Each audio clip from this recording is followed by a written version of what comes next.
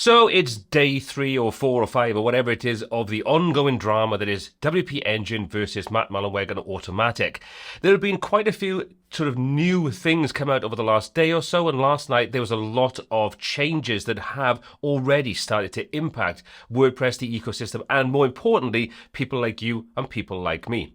Now, before we go any further, I do want to quickly say that this is information that's available on the internet in various different places with sources and so on. I will link to everything that's relevant in the details down below. And also check out the video from the day before yesterday where there's other links on there that for useful information.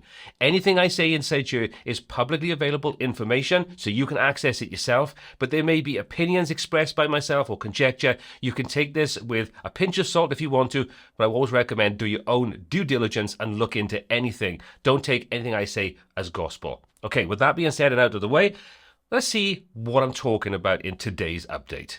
So recently, WP Engine removed the news widget from the WordPress homepage in the admin.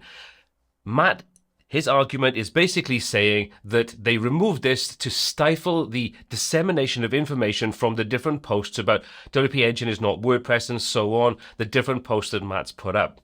Now, the argument here is that they removed something from the WP dashboard.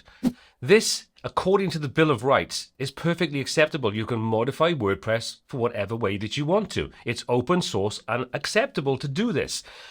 This has led to a knock-on effect from Matt and Automattic, at which point WP Engine have now been banned from the WP or the WordPress repository. So in other words, if you go into the dashboard of WordPress, you cannot access the downloads section of the WordPress repository. So therefore, you can't update inside the dashboard your themes, your plugins, and so on. You can still do this manually, externally, by downloading those plugins from the relevant sources, but they've been removed from inside the WordPress dashboard if you are a WP Engine client or customer. The retaliation to this, based upon the article that Matt wrote on the 25th of September, which was yesterday, which is WP Engine is banned from WP or from WordPress.org. I'd recommend you read this. It's only a very short article. I'll link it in the description. But the key thing to bring out here is WP Engine wants to control your WordPress experience. They need to run their own user login system, update servers, plugin directory, theme directory, pattern directory, block directory, translations, photo. You get the picture. Their servers can no longer access their services for free or the service for free. Surely that goes against the whole tenets of the Bill of Rights of WordPress. Now, if you're not clear on what that is, it is the freedom to run programs for any purpose, the freedom to study the program, how it works, and change it to make it do what you wish. The freedom to redistribute and the freedom to redistribute copies of the modified versions to others. So what WP Engine have done here is they've modified WordPress to remove something that they don't want. They've also modified it to have 0 revisions as default, and you can contact them to have, I think, up to 3 revisions put back in. Now, while these are little nitpicky things and they may be annoying for some users, I don't see this as being a massive issue. Because if you remove something like the revisions engine, that can tend to just bloat your database. But whether you love it or hate it, the reasoning behind this is just very, very flimsy. And anyway, I don't want to go back over that. We've covered that in the live stream yesterday and the video I did the day before. But if you are a WP Engine user, you have been blocked from the WordPress.org. And like I say, there are implications there for that. Now, we're already starting to see some of these implications play out in the broader WordPress space. I'll come back to the effect it's having on users of WP Engine, but let me just say, this is from Patchstack. Now, Patchstack is a service that I use. I don't believe they're associated in any way with WP Engine, but you can see a public service announcement.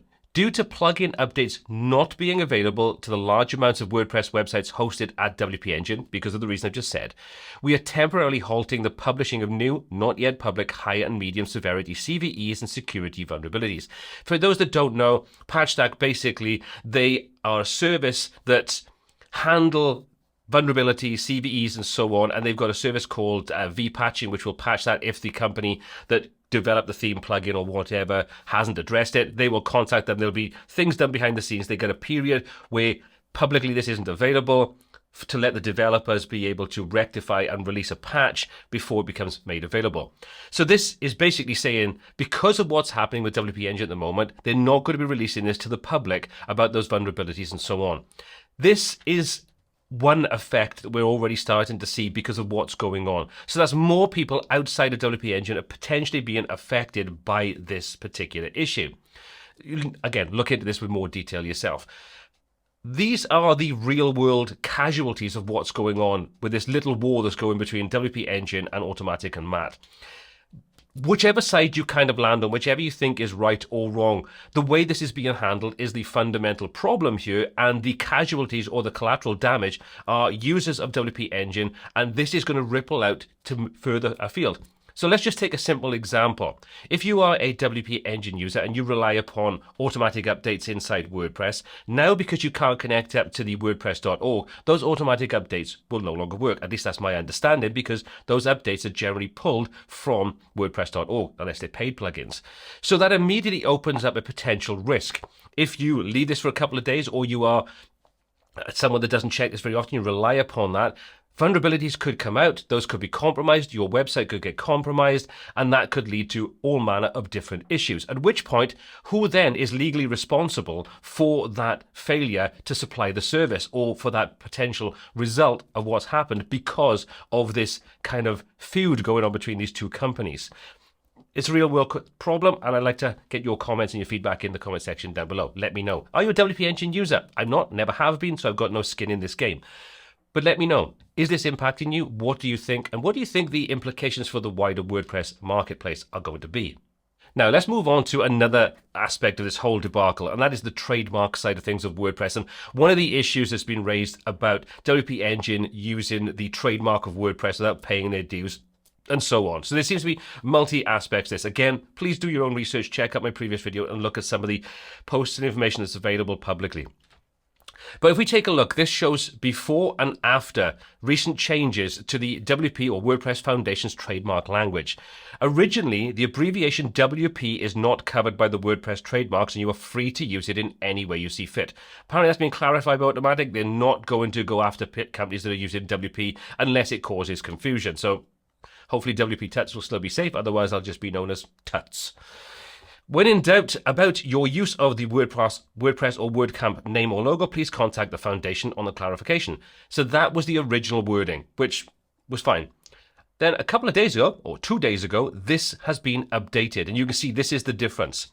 So the abbreviation WP is not covered by the WordPress trademarks, but please don't use it in a way that confuses people. For example, and this is where it gets personal, many people think WP Engine is WordPress Engine and officially associated with WordPress, which it's not. They have never once even donated to the WordPress Foundation, despite making billions of revenue on top of WordPress. Very personal, I would say. You could have just said the same thing and not highlighted any particular company. So again, there's obviously a targeted reason why WP Engine is the focus of everything that's going on right now, and not a broader sort of brush painting a lot more businesses doing the same kind of thing or similar kinds of things to what WP Engine are doing. But this was from 2 days ago where these changes have been made. But if you consider that's 2 days ago, and then WC US kind of wrapped up, I think, was it last weekend? So a few days ago, 5-6 days ago. If we go over to Reddit, you can see the WordPress Foundation filed in July to trademark managed WordPress. One of the things they're kind of going after, which they reckon causes confusion with WP Engine. There's links here to the information for the source and also for the hosted WordPress on the same day. So they've done both managed WordPress and hosted WordPress. They're trying to trademark those terms. Now, obviously, if that comes through, as I said by here, every managed WordPress host worldwide could, not will be, but could be subject to litigation from Automattic, who apparently holds the only rights to use the trademark commercially. That's a concern in itself. Would they go after anybody else? Who knows? If they're going after WP Engine right now, if someone else gets on the wrong side of them for whatever reason, could they go after them? This isn't the first time that Matt has sort of highlighted. I believe that GoDaddy was one a couple of years ago, which got pinpointed, and also Elementor have been pinpointed. So is this a trend? That's something that could happen to any company that falls on the wrong side for whatever reason of Automattic or Matt? It seems that that could potentially be the case. And having this managed WordPress and also hosted WordPress being trademarked means that it does have an impact upon a lot of companies. But again, what will happen from this? We don't know. We'll have to wait and see what happens. So one more thing I want to cover is Pressable, which is a company, a hosting company owned by Automattic, and a page that they now have on their website specifically targeting WP Engine users. This is the page. Want to break free from your WP Engine contract? We'll cover the cost. Migrate your site to Pressable today. We'll buy out your contract and credit your account. So, what are they doing? They're targeting WP Engine users by making it difficult for WP Engine users by blocking access to the WordPress.org facilities, those updates and so on we talked about earlier in the video. You're now making it a real issue for people that may be conducting business, may rely upon their website, may rely upon those automatic updates and other things. These effects are starting to ripple out. And by doing something like this, which I would consider to be just a little bit slimy, you can see that there's more targeted approach going on with what's going on here. The filing for those trademarks a little earlier in July. What's happening now in WCUS? What's happening here? The different things that Matt's doing, the different sort of tit for tat that's going on. While you can say that WP Engine may have been in the wrong for removing the news widget from the dashboard, that doesn't directly affect their customers or WordPress customers. It doesn't stop them doing their everyday work. What Automattic or Matt is doing right now by blocking them from the WordPress.org, by doing things like this, that is affecting the paying customer. That is the collateral damage in this war sandwich that's going on between Automattic and WP Engine and Matt. I just think it's a bad look. It's not doing WordPress any favors at all. And like I say, it's having a direct impact upon people and potentially their businesses, their income, their livelihood, and much more. And this, I think we're going to start to see ripple out further as more things start to happen over the next few days and weeks. And as this plays out, whether it's legally through the cease and desists that are being passed from WP Engine over to Automattic and Automattic firing back towards WP Engine. What are your thoughts?